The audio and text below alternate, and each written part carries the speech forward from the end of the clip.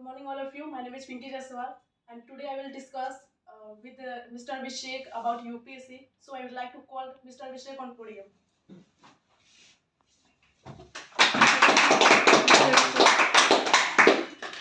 Most welcome, Mr. Abhishek. Thank you, ma'am. Thank you. From his side for coming on podium. And today we will discuss about UPSC. And I also know you are preparing UPSC, and I also know it. You will give attempt next year, and you may have and I think you may have too much knowledge about UPSC, and I am also thinking that preparation about the UPSC, so I don't have too much knowledge. So I would like to know to you that what is UPSC. So you tell me the answer my question. First question is what then first question is what is UPSC? Okay, ma'am. Okay, first of all, I would like to pay thanks to you and all of my audience who are sitting here to listen me. And I am very glad to share something information that you should know and about UPSC. So, okay, UPSC is a service commission which takes the exam, entrance exam of many of the Indian services like civil service exam, NDA exam, CDS exams. UPSC is a mandated constitutional authority which takes the recruitment of all the group A services of Union government and all India services. So basically, it's a service, it's a commission which takes the exam and recruitment and recruit the administrators and the group A jobs. Next question is how many stages are in civil service examination? Okay, basically there are three services in UPSC CSE civil service exam. First stage is preliminary test. Okay. Second is mains, and third is interview. Okay. Next question is I'd like to ask you that there are two papers in prelims. One paper GS paper 1 and two paper GS paper 2. Then what is difference between both papers? No, there are two papers in pre, but not both papers are GS papers. First paper is GS paper, okay, okay. Which is well, through which you can get selection for the next stage for mains stage, and Okay. CSAT is a qualifying paper in which our reasoning skills are tested by the UPSC. Okay. Next question is what do you want to be? I am preparing for civil service exam. That's why I want to be an IAS officer. Why do you want to be an IAS officer? Okay, I want to be an IAS officer because of many advantages. I want to serve the people. So if I will be an IAS officer, there is a diversity of the words. Example, one can uh, one can develop the schemes, and for nations the one can represent our nation in the world forums. And as we all know that the administrative services mm, are meant for regulation of law and orders. So they regulate the country by maintaining the law and order, and they will provide the schemes and many such things to the people of our country. Actually, it will be the very better opportunity if I will be an IAS officer and I have the chance to serve the people, because as we all know that one should have power, money, and support to do something about to do something for our nation's peoples.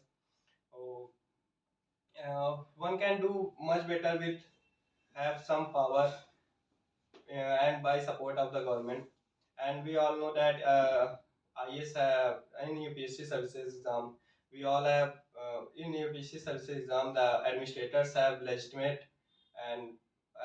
power and authority through which they have some duties and they have some responsibilities. And we should never forget we should never forget that with the great power, great responsibilities also come. So it's not very easy to take such big power and uh, to take back a step from the responsibilities. Okay. Tell me, suppose you will be an IS officer. Then first of all, what would you like to do? I will read the current situation of that time, and I will do according to that situations, and I will definitely try to improve the standard of living of the poor population and try to give my best to my nation, and that's it. Okay, this is a very interesting question for me because I'm also girl, and I would like to ask question that if you will be an IS officer, then first of all, what would you like to do, especially for women and or girls? Okay, so this is also really a very interesting question Right. because women are considered in our India that they are supposed to be to do some domestic works and so and like so, but they are not meant for this only because they have some extra intelligence and they can do the work smartly as compared to men. So I will first my main emphasis will be on girl child education. Okay. So as we all know in our country the girl child education in the poor in the village areas are not very good. The elders and the elder peoples of the village they suppose that what will be the girl child will do by taking education by taking higher education, but they don't know that these girls can make our nation proud and make our India proud, and they can do all what they want. Okay, but their thinking is so optimistic and stereotype. I want to change their thinking first, and as we all know that we have a slogan "Beti Bachao and Beti Padhao." So I will try to give this importance in the way that they not only listen that there is a slogan Beti Bachao and Beti Padhao, but they have to do something towards it, and they should take one step, and they should send their girl child to the school and get them educated. And secondly, as we all see in the for women, they are not safe at nights if they are Right. go, if they are going to their home after working, and so in night if well, if we suppose that a woman is going to her home after celebrating a party at his friend's home, so they are not feel very safe, and they found insecure within themselves and within the society. So I will try to improve this situation by providing some night cabs and some buses, so that with licensed driver, so that we have some contacts of them, and we should look we should watch them for 24 into 7 live. That's why so that they can't do some wrong to the women, and I think this will surely provide some safety to women. And as I told earlier that in the especially this problem is the girl child education majorly problem of rural areas. So I will do some campaign in by going to village and spread awareness among the people of the villages to make their girl child educated, and tell them some benefits of the education, that how will it improve their lives, their girl child life. So that's what I want to do if I will become an IS, and much more if according to the current situation I will do something better, and I will give my best to improve the quality of the women's life and women's safety. Okay, Mr. Abhishek, tell me, suppose if you will be an IS officer, and if you given for choosing cadre like Uttar Pradesh, Bihar, Tamil Nadu, and Rajasthan, then what cadre would you like to choose? As I belongs to Uttar Pradesh, so definitely I will choose my home cadre, and my home state to serve the nation. Okay, Mr. Abhishek, and um, um, have you joined any coaching for preparation? Yeah, I have joined a coaching institute from Delhi for preparing for PhD. Okay, Mr. Abhishek, tell me what coaching have you joined? I have joined Wajiram and Ravi. Okay. How many how many hours do you take to study? Actually, there is not a very definite hours to study, but yeah, and sorry, on average, I study for 6 to 8 hours daily, on a continuous manner, means daily with consistency. Okay, Mr. Abhishek, tell me uh, what qualification are required by a person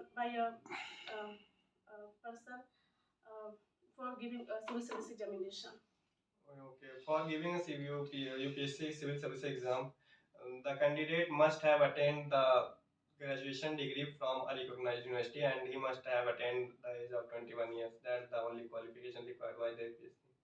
Okay, Mr. Abhishek, tell me what is chance of selection in UPSC? Okay, the chances of selection in UPSC is not very good, because I want to tell you data through which you can calculate the chances, because the chances are less than 1%.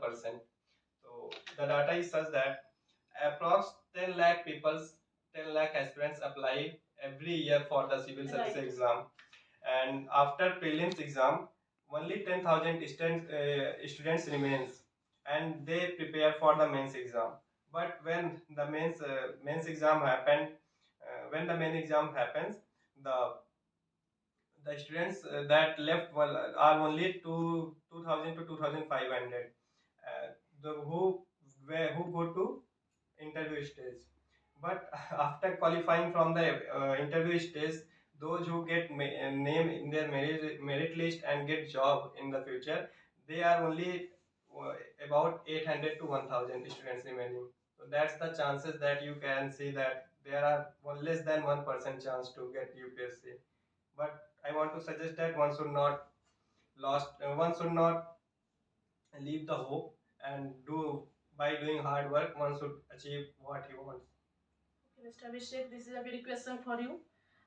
First of all, how did you get to know about UPSC? Okay, this is very interesting questions. Okay, I want to tell you something that about my life. So when I was in class 10, when I don't have any idea about UPSC, about IS exams. I have a little idea that there is an IS officer who serves the nation and who controls the district, or more than one district. So by passing out 10, I my parents wanted me to become an engineer. So they sent me Kota. I went to Kota and I stayed there for 1 month, and I found that this environment was not suitable for me, and I feel very uncomfortable. That's why I returned back to my home and doing my 11th and 12th. Actually, then I didn't have any idea of UPSC exams. After completing my 12th, my parents again wanted to do me do. My parents again wanted to with me to do engineering, but at the end of 12th, they I don't know why they felt that engineering is not a good career option, and by that I am I went to Prayagraj for my graduation, and in the graduation years I found that I have to do something in my life, and if I want to do I want to live a better life, I should prepare for something which is more competitive and which give me more happiness after qualifying. That's why I choose UPSC, and I started to collect informations about UPSC, and I got to know that it's a very tough exams, and with my some friends I collected some informations, and I am I I was starting to find interest in UPSC exams, and I collected a lot of data, and from there I got to know that UPSC is a thing, is a commission which takes the exam of civil services and through which one can qualify for an IS. So when after that, after completing my graduation, I came to Delhi, and the life of my UPSC journey begins. That's it. That's how I know about. Okay, Mr. Abhishek, tell me what is age criteria for becoming an IS officer? For not for IS officer, for giving UPSC exams, one Okay. a candidate must have attained the age of 21 years and must not have attained the age of 32 years. But there are some benefits for the reservation categories. As for OBC category, there is criteria. The upper age limit is 35 years, and for SC and ST category, the upper age limit is 37 years. Okay. And I would like to ask you that what book do you study for civil service examination? Actually, the basic books for preparing for UPSC exam is only NCERT books from. Actually, most of aspirants tell that one should read NCERTs from 6 to 12, but I prefer. So if you have not done your basics, if you have not completed your basics, then you should go for class 6 to 12. Okay. Otherwise, you can do it. You can do better by studying only 11th and 12th NCERTs, okay. And some additional books like Lakshmikant and so. Okay, Mr. Abhishek, tell me how many attempts can we give in civil service examination?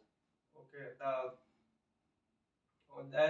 as I told that benefit is available for some reservation categories. For general categories, a candidate can give 6 attempts. Okay. For OBC, a candidate can give 9 attempts, and for SC and ST, there are no limits on attempts, okay. But the age criteria is followed only. Okay, tell me, Mr. Abhishek, what are the main parts for prelims? Not for prelims, I think for you should ask for whole UPSC exam. So, okay, but I'm thinking the basic parts of prelims is only GS and CSAT. Right.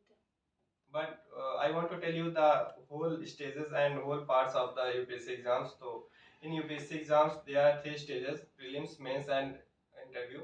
In prelims there are 2 papers: GS paper and CSAT paper. GS paper is scoring paper through which you can get selected, and CSAT paper is qualifying paper. Right. And in mains exam there are 2 qualifying papers based on language. The first paper is of English, and the other paper is of a regional language which is in 18th schedule of the constitution. And there are 4 GS papers: GS paper 1, GS paper 2, GS paper 3, and GS paper 4. And there are 2 papers for optional paper: GS paper 5 and GS paper 6. And there is 1 paper of essay.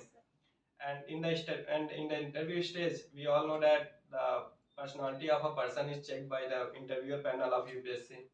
And this is the summary of.